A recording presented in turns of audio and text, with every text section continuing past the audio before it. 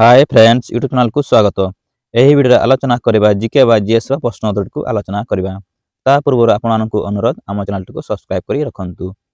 ଚାଲ ବର୍ତ୍ତମାନ କାଳ ବିଳମ୍ବ ନ କରି ପ୍ରଶ୍ନ ଉତ୍ତରଟିକୁ ଦେଖିବା।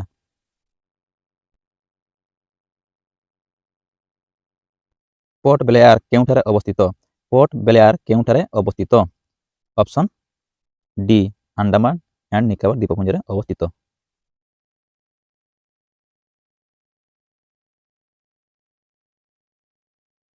ପଙ୍ଗ ଡ୍ୟାମ୍ ନିମ୍ନଲିଖିତ ନଦୀଗୁଡ଼ିକ ମଧ୍ୟରୁ କେଉଁଟି ଉପରେ ନିର୍ମିତ? ପଙ୍ଗ ଡ୍ୟାମ୍ ନିମ୍ନଲିଖିତ ନଦୀଗୁଡ଼ିକ ମଧ୍ୟରୁ କେଉଁଟି ଉପରେ ନିର୍ମିତ? ଅପସନ୍ ସି ବିୟସ ନଦୀ ଉପରେ ନିର୍ମିତ।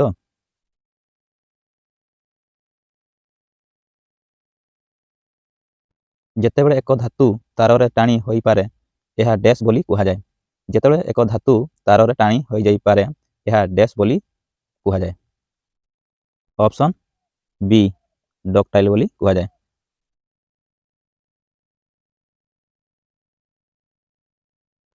ସମ୍ବିଧାନର ଧାରା 110 କ'ଣ ସହିତ କାର୍ଯ୍ୟ କରେ? ସମ୍ବିଧାନର ଧାରା 110 କ'ଣ ସହିତ କାର୍ଯ୍ୟ କରେ? ଅପସନ୍ ଡି ମନି ବିଲ୍ ସହିତ କାର୍ଯ୍ୟ କରେ।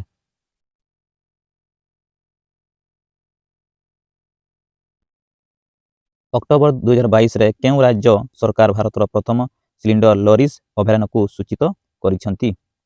ଅକ୍ଟୋବର 2022ରେ କେଉଁ ରାଜ୍ୟ ସରକାର ଭାରତର ପ୍ରଥମ ସିଲିଣ୍ଡର ଲରିଜ୍ ଅଭୟାରଣ୍ୟକୁ ସୂଚିତ କରିଛନ୍ତି? ଅପସନ୍ ସି ତାମିଲନାଡୁ ରାଜ୍ୟ।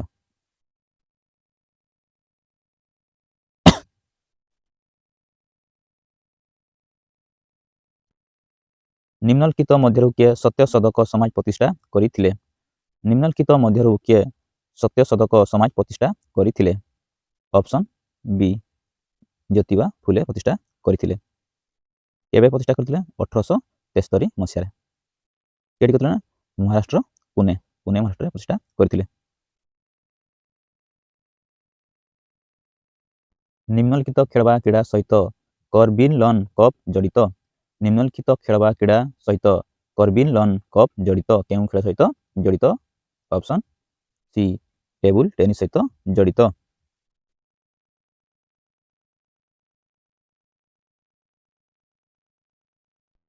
ତ୍ରୟୋଦଶ ଶତାବ୍ଦୀରେ ଭୁବନେଶ୍ୱର ଅନନ୍ତ ବାସୁଦେବ ମନ୍ଦିର ନିର୍ମାଣ କରିଥିବା ନିମ୍ନଲିଖିତ ମଧ୍ୟରୁ କିଏ ନିର୍ମାଣ କରିଥିଲେ? ତ୍ରୟୋଦଶ ଶତାବ୍ଦୀରେ ଭୁବନେଶ୍ୱର ଅନନ୍ତ ବାସୁଦେବ ମନ୍ଦିର ନିର୍ମାଣ କରିଥିବା ନିମ୍ନଲିଖିତ ମଧ୍ୟରୁ କିଏ ନିର୍ମାଣ କରିଥିଲେ? ଅପସନ୍ ଡି ଚନ୍ଦ୍ରିକା ଦେବୀ ନିର୍ମାଣ କରିଥିଲେ।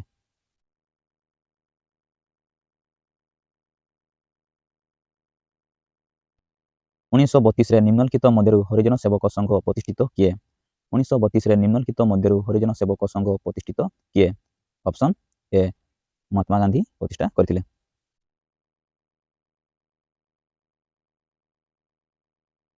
ଡ୍ୟାସ୍ ହେଉଛି ସାଂଘାଇ ସହଯୋଗ ସଂଗଠନର SCOର ମୁଖ୍ୟାଳୟ।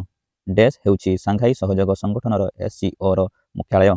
Option B Beijing China.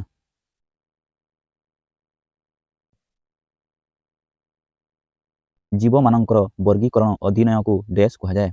ଜୀବମାନଙ୍କର ବର୍ଗୀକରଣ ଅଧ୍ୟୟନକୁ ଡ୍ୟାସ୍ କୁହାଯାଏ? Option D ଟ୍ୟାକ୍ସୋନମି।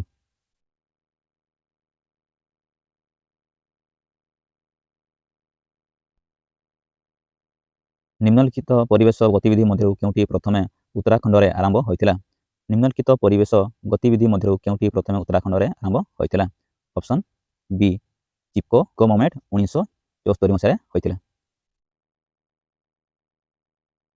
ମହିଳାମାନେ କରିଥିଲେ।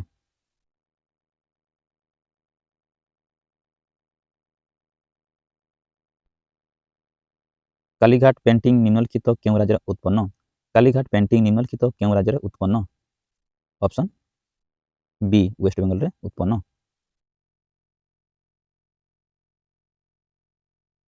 Quit India resolution all India Congress committee କେଉଁ ବର୍ଷରେ ପାରିତ ହୋଇଥିଲା? Quit India resolution all India Congress committee କେଉଁ ବର୍ଷରେ ପାରିତ ହୋଇଥିଲା? ଅପସନ୍ ବି 1942 ମସିହାରେ।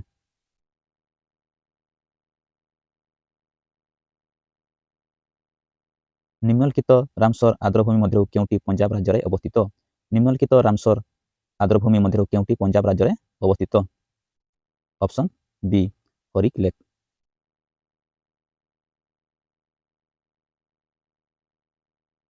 ଭାରତରେ କ୍ରେଡିଟ୍ ରେଟିଂ ପାଇଁ କିଏ ଦେୟ ଦିଅନ୍ତି? ଭାରତରେ କ୍ରେଡିଟ୍ ରେଟିଂ ପାଇଁ କିଏ ଦେୟ ଦିଅନ୍ତି? Option A insure company.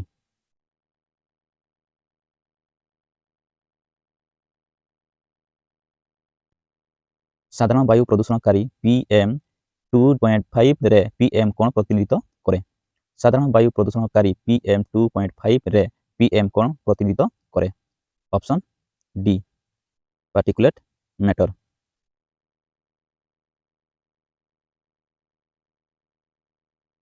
ନିମ୍ନଲିଖିତ ଭାରତୀୟ ରାଜ୍ୟମାନଙ୍କ ମଧ୍ୟରେ ଦାର୍ଜିଲିଂ ପାହାଡ଼ଗୁଡ଼ିକ କେଉଁଠାରେ ଅବସ୍ଥିତ? ନିମ୍ନଲିଖିତ ଭାରତୀୟ ରାଜ୍ୟମାନଙ୍କ ମଧ୍ୟରେ ଦାର୍ଜିଲିଂ ପାହାଡ଼ଗୁଡ଼ିକ କେଉଁଠାରେ ଅବସ୍ଥିତ? ଅପସନ୍ ସି ୱେଷ୍ଟବେଙ୍ଗଲରେ ଅବସ୍ଥିତ।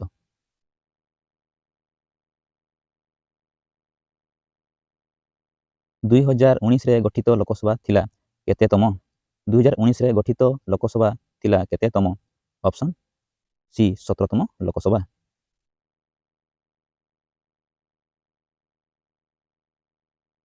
ନିମ୍ନଲିଖିତ ମଧ୍ୟରୁ କିଏ ଭାରତର ୟୁନିୟନ ଏକ୍ଜିକ୍ୟୁଟିଭର ଅଂଶ ନୁହେଁ? ନିମ୍ନଲିଖିତ ମଧ୍ୟରୁ କିଏ ଭାରତର ୟୁନିୟନ ଏକ୍ଜିକ୍ୟୁଟିଭର ଅଂଶ ନୁହେଁ? Option B controller and auditor general of India ନୁହେଁ। ନିମ୍ନଲିଖିତ ଗଣମାଧ୍ୟମ ମଧ୍ୟରୁ କେଉଁଟି ଶବ୍ଦ ପ୍ରଚାର କରିପାରିବ ନାହିଁ? ନିମ୍ନଲିଖିତ ଗଣମାଧ୍ୟମ ମଧ୍ୟରୁ କେଉଁଟି ଶବ୍ଦ ପ୍ରଚାର କରିପାରିବ ନାହିଁ? Option D vacuum.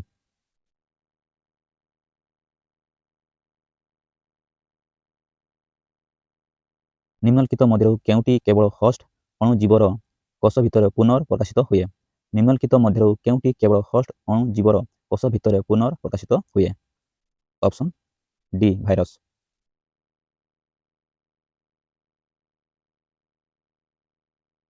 ଭାରତୀୟ ସଂସଦର ନିମ୍ନଲିଖିତ କମିଟି ମଧ୍ୟରୁ କେଉଁଟିରେ ରାଜ୍ୟସଭାର କୌଣସି ସଦସ୍ୟ ନାହାନ୍ତି? ଭାରତୀୟ ସଂସଦର ନିମ୍ନଲିଖିତ କମିଟି ମଧ୍ୟରୁ କେଉଁଟିରେ ରାଜ୍ୟସଭାର କୌଣସି ସଦସ୍ୟ ନାହାନ୍ତି? Option D statement committee. 30 ଜଣ ମେମ୍ବର ଥାନ୍ତି ଲୋକସଭାରୁ।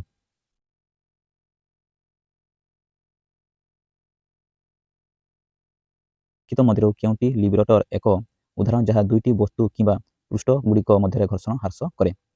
ନିମ୍ନଲିଖିତ ମଧ୍ୟରୁ କେଉଁଟି ଲିବରେଟର ଏକ ଉଦାହରଣ ଯାହା ଦୁଇଟି ବସ୍ତୁ କିମ୍ବା ପୃଷ୍ଠଗୁଡ଼ିକ ମଧ୍ୟରେ ଘର୍ଷଣକୁ ହ୍ରାସ କରେ? Option paraffin.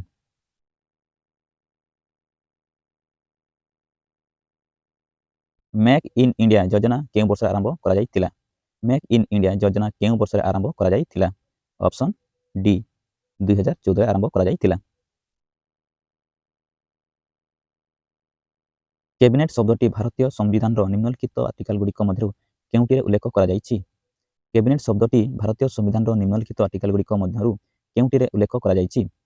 Option C article 352ରେ ଉଲ୍ଲେଖ କରାଯାଇଛି। ଅକ୍ଟୋବର 2022ରେ କେଉଁ ଦେଶ ଟାଙ୍ଗନ୍ ସ୍ପେସ୍ ସେଣ୍ଟରର ତୃତୀୟ ତଥା ଅନ୍ତିମ ମଡ୍ୟୁଲ ମ୍ୟାକ୍-ଟିଆନ୍ ଲଞ୍ଚ କଲା? ଅକ୍ଟୋବର 2022ରେ କେଉଁ ଦେଶ ଟାଙ୍ଗନ୍ ସ୍ପେସ୍ ସେଣ୍ଟରର ତୃତୀୟ ତଥା ଅନ୍ତିମ ମଡ୍ୟୁଲ ମ୍ୟାକ୍-ଟିଆନ୍ ଲଞ୍ଚ କଲା? ଅପସନ୍ ଡି ଚାଇନା ଲଞ୍ଚ କଲା।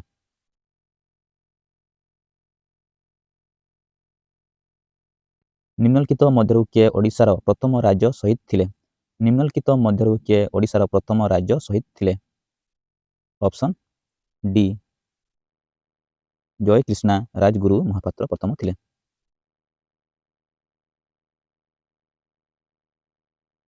ଏକ ପଦାର୍ଥର ୟୁନିଟ୍ ଭଲ୍ୟୁମ୍ ପ୍ରତି ପଦାର୍ଥକୁ ଡ୍ୟାସ୍ କୁହାଯାଏ? ଏକ ପଦାର୍ଥର ୟୁନିଟ୍ ଭଲ୍ୟୁମ୍ ପ୍ରତି ପଦାର୍ଥକୁ ଡ୍ୟାସ୍ କୁହାଯାଏ? ଅପସନ୍ ସି ଡେନ୍ସିଟି କୁହାଯାଏ।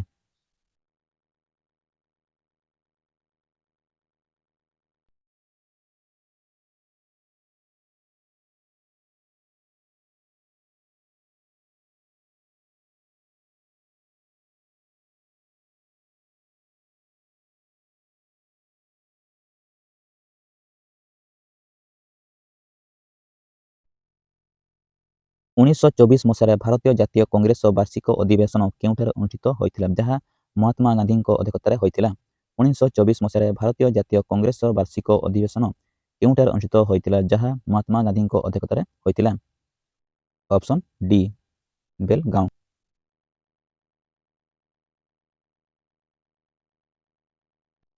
ଅଗଷ୍ଟ 2022ରେ ନିମ୍ନମାନଙ୍କ ମଧ୍ୟରୁ କିଏ ଆବୁଧାବି ମାଷ୍ଟର ଚେସ୍ ଟାଇଟଲ ଜିତିଥିଲା? ଅଗଷ୍ଟ 2022ରେ ନିମ୍ନମାନଙ୍କ ମଧ୍ୟରୁ କିଏ ଆବୁଧାବି ମାଷ୍ଟର ଚେସ୍ ଟାଇଟଲ ଜିତିଥିଲା? Option D Arjun.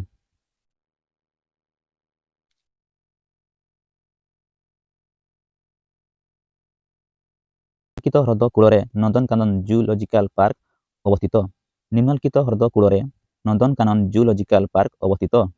Option B Kanjia ହ୍ରଦ ଭୁବନେଶ୍ୱର।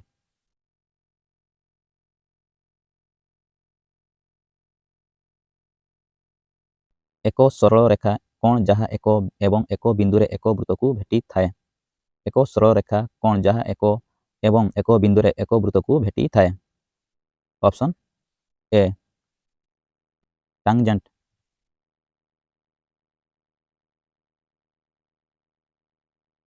ମେହେରାଉଲି ଲୁହା ସ୍ତମ୍ଭ କେଉଁଠାରେ ଅବସ୍ଥିତ? ମେହେରାଉଲି ଲୁହା ସ୍ତମ୍ଭ କେଉଁଠାରେ ଅବସ୍ଥିତ?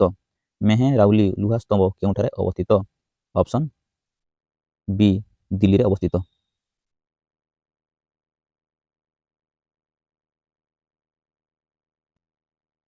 ଇଣ୍ଟର ଷ୍ଟେଟ୍ କାଉନସିଲ୍ ଇନ୍ ଇଣ୍ଡିଆର ଅଧ୍ୟକ୍ଷ କିଏ?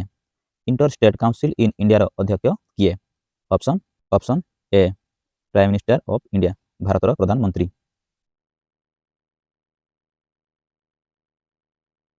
ଗୁଣ୍ଠୁର କପର ଖଣି ଡ୍ୟାସ୍ ରାଜ୍ୟରେ ଅବସ୍ଥିତ? ଗୁଣ୍ଠୁର କପର ଖଣି ଡ୍ୟାସ୍ ରାଜ୍ୟରେ ଅବସ୍ଥିତ? ଅପସନ୍ ଡି ଆନ୍ଧ୍ରପ୍ରଦେଶ ରାଜ୍ୟରେ ଅବସ୍ଥିତ।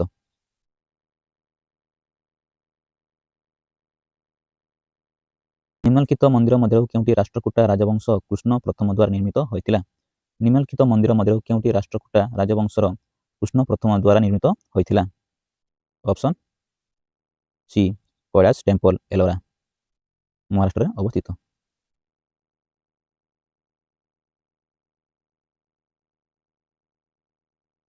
ଭାରତର ଏକ ଆର୍ଥିକ ପ୍ରତିଷ୍ଠାନ ଏକ୍ସାଇମ୍ ବ୍ୟାଙ୍କର ସମ୍ପୂର୍ଣ୍ଣ ରୂପ କ'ଣ?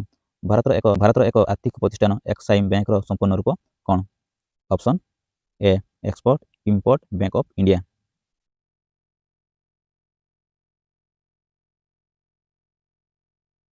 ଡ୍ୟାସ୍ ହେଉଛି ସମର କ୍ୟାପିଟାଲ ଅଫ୍ ଉତ୍ତରାଖଣ୍ଡ? ଡ୍ୟାସ୍ ହେଉଛି ସମର କ୍ୟାପିଟାଲ ଅଫ୍ ଉତ୍ତରାଖଣ୍ଡ? ଅପସନ୍ ଏ ଡେରାଡୁନ ହେଉଛି ୱିଣ୍ଟର କ୍ୟାପିଟାଲ ଅଫ୍ ଉତ୍ତରାଖଣ୍ଡର।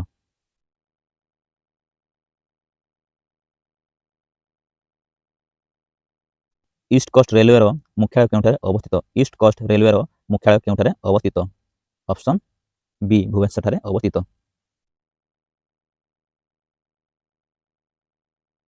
କେଉଁ ବର୍ଷ ଭାରତର ସଂସଦର ପ୍ରଥମ ମିଳିତ ବୈଠକ ଅନୁଷ୍ଠିତ ହୋଇଥିଲା? କେଉଁ ବର୍ଷ ଭାରତର ସଂସଦର ପ୍ରଥମ ମିଳିତ ବୈଠକ ଅନୁଷ୍ଠିତ ହୋଇଥିଲା? ଅପସନ୍ ଏ 1961 ମସିହାରେ।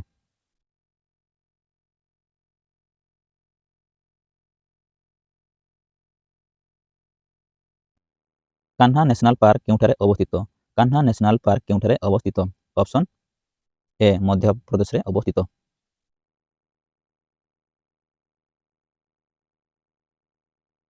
ଅଶୋକଙ୍କର କଳିଙ୍ଗ ଯୁଦ୍ଧ କେବେ ହେଲା? ଅଶୋକଙ୍କ କଳିଙ୍ଗ ଯୁଦ୍ଧ କେବେ ହେଲା? ଅପସନ୍ ଡି 261 BC-ରେ ହେଲା। ନିମ୍ନଲିଖିତ ଶିଳ୍ପପତିମାନଙ୍କ ମଧ୍ୟରୁ କିଏ ସେପ୍ଟେମ୍ବର 2022ରେ ଫ୍ରାନ୍ସର ସର୍ବୋଚ୍ଚ ନାଗରିକ ସମ୍ମାନ ନାଇଟ୍ ଅଫ୍ ଲେଜିଅନ୍ ଅଫ୍ ସମ୍ମାନ ପ୍ରଦାନ କରାଯାଇଛି? ନିମ୍ନଲିଖିତ ଶିଳ୍ପପତିମାନଙ୍କ ମଧ୍ୟରୁ କିଏ ସେପ୍ଟେମ୍ବର 2022ରେ ଫ୍ରାନ୍ସର ସର୍ବୋଚ୍ଚ ନାଗରିକ ସମ୍ମାନ ନାଇଟ୍ ଅଫ୍ ଲେଜିଅନ୍ ଅଫ୍ ସମ୍ମାନ ପ୍ରଦାନ କରାଯାଇଛି? Option B Swati Piramal.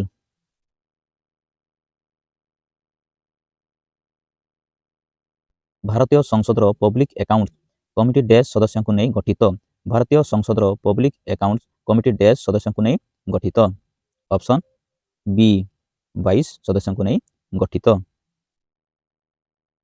15 ହେଲେ ଲୋକସଭାରୁ ଆଉ 7 ହେଲେ ରାଜ୍ୟସଭାରୁ।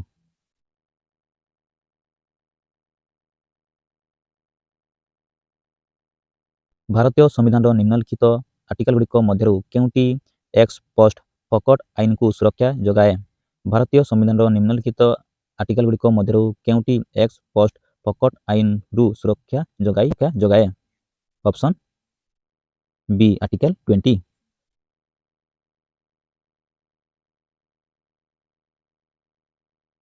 ଆଲୁମିନିୟମ ହାଇଡ୍ରକ୍ସାଇଡ୍ ପାଇଁ ସୂତ୍ର ହେଉଛି ଡ୍ୟାସ୍? ଆଲୁମିନିୟମ ହାଇଡ୍ରକ୍ସାଇଡ୍ ପାଇଁ ସୂତ୍ର ହେଉଛି ଡ୍ୟାଶ୍। Option C NH4OH। ଓଡ଼ିଶାର ପିସ୍ ପାଗୋଡ଼ା ନିମ୍ନଲିଖିତ ପାହାଡ଼ ମଧ୍ୟରୁ କେଉଁଟିରେ ଅବସ୍ଥିତ? ଓଡ଼ିଶାର ପିସ୍ ପାଗୋଡ଼ା ନିମ୍ନଲିଖିତ ପାହାଡ଼ ମଧ୍ୟରୁ କେଉଁଟିରେ ଅବସ୍ଥିତ? ଅପସନ୍ ବି ଧଉଳିଗିରିରେ ଅବସ୍ଥିତ।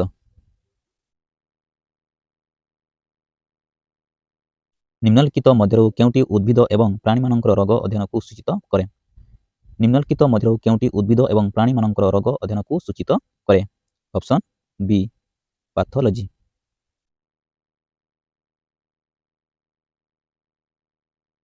ଆପଣମାନଙ୍କୁ ନିଶ୍ଚୟ ଭିଡ଼ିଓଟି ଭଲ ଲାଗିଥିବ। ଆପଣମାନଙ୍କୁ ଅନୁରୋଧ ଆମ ଚ୍ୟାନେଲକୁ ସବସ୍କ୍ରାଇବ୍ କରି ରଖନ୍ତୁ। ବହୁତ ବହୁତ ଧନ୍ୟବାଦ।